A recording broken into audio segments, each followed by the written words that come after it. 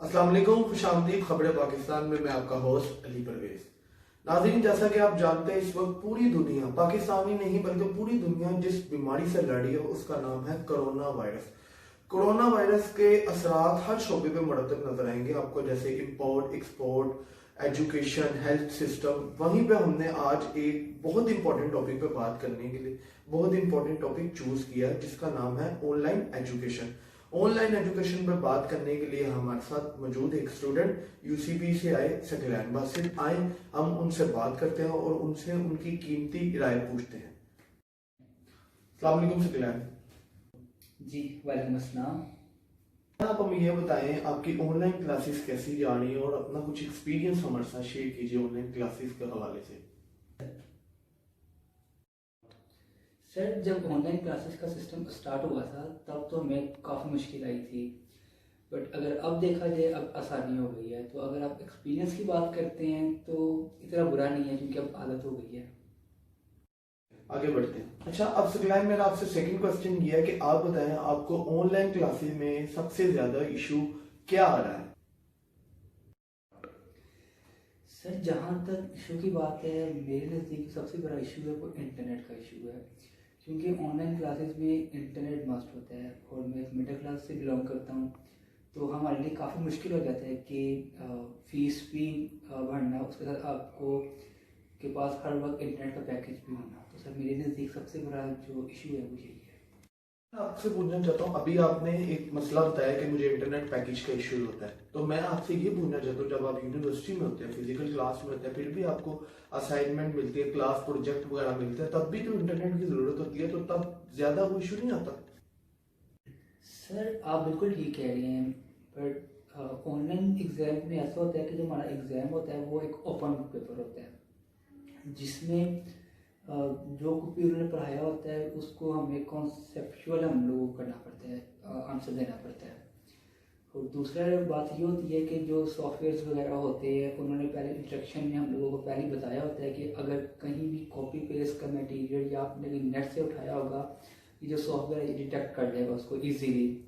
तो हमारे पास तो ऑप्शन ही बचती, हमें कॉन्सेप्शनल पेपर ही करना पड़ता है सर।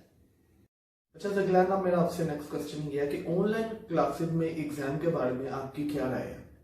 सर, जहाँ तक ऑनलाइन एग्ज़ाम्स की बात है, हमारे नज़दीक सर कुछ ज़्यादा चेंज नहीं है। अगर देखा जाए ऑनलाइन एग्ज़ाम्स हमारे लिए थोड़े ज़्यादा मुश्किल हो जाती है, क्योंकि उसमें ऐसा होता था कैंपस में जो हम लोगों ने पूरे सेमेस्टर में पढ़ा होता था तो एग्ज़ाम उससे रिलेटेड आने होते थे, बट ऑनलाइन में ऐसा नहीं होता। ऑनलाइन में हमें ज़्यादा कॉन्सेप्शनल पेपर आता है। तो मेरे नज़दीक सर यही है कि हम कैंपस में हमें ज़्यादा ईजी था।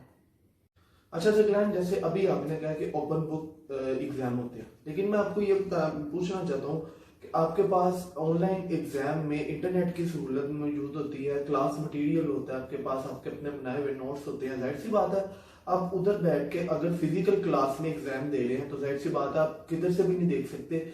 हाँ, आपकी बात वैलिड है कि ओपन बुक पेपर आता है, लेकिन कहीं ना कहीं से तो इंटरनेट की और क्या नाम है क्लास मटेरियल वगैरह से हेल्प आउट हो जाती है कि नहीं होती, आपकी क्या? सर, आप बिल्कुल ठीक कह रहे हैं, बट ऑनलाइन एग्ज़ाम में ऐसा होता है कि जो हमारा एग्ज़ाम होता है वो एक ओपन बुक पेपर होता है, जिसमें जो कॉपी उन्होंने पढ़ाया होता है उसको हमें कॉन्सेप्चुअल हम लोगों को करना पड़ता है, आंसर देना पड़ता है।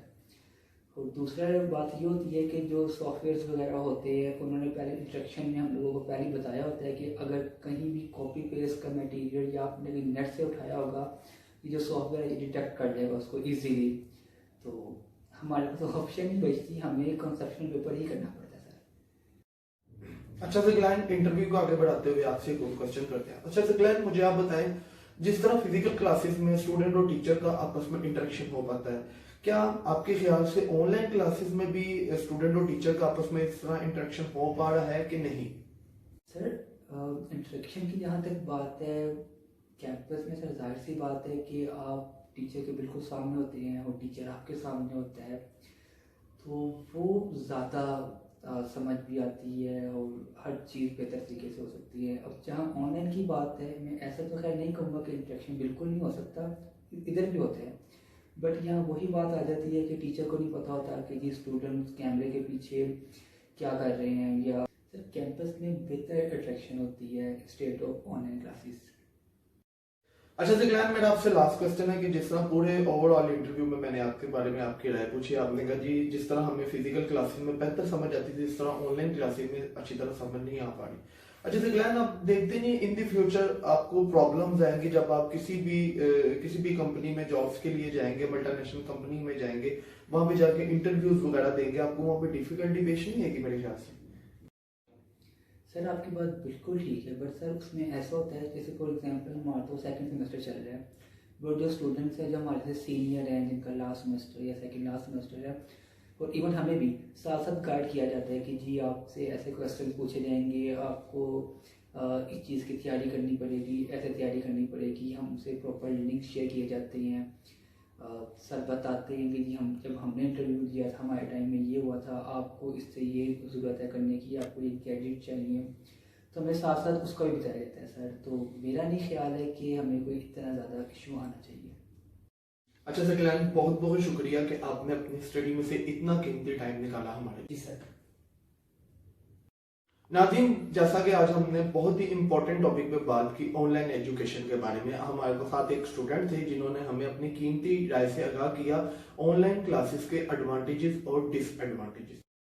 नाज़रीन, मेरे ख्याल में स्टडी को जारी रहना चाहिए, हाँ वो ऑनलाइन की सूरत में हो या फिजिकल क्लासेस की सूरत में हो। अच्छा नाज़रीन, इसी नोट के साथ मैं आपसे इजाज़त चाहूँगा और मैं आपको ये कहना चाहूँगा प्लीज़ अपना बहुत ज़्यादा ख्याल रखिएगा, मास्क का इस्तेमाल कीजिए, हैंड सैनिटाइजर को यूज़ कीजिए और हैंड वॉश कीजिए बार बार, और please make a distance guys. अच्छा, आप अपनी दुआओं में हमें लाजमी याद रखिएगा। अल्लाह निगहबान। पाकिस्तान जिंदाबाद।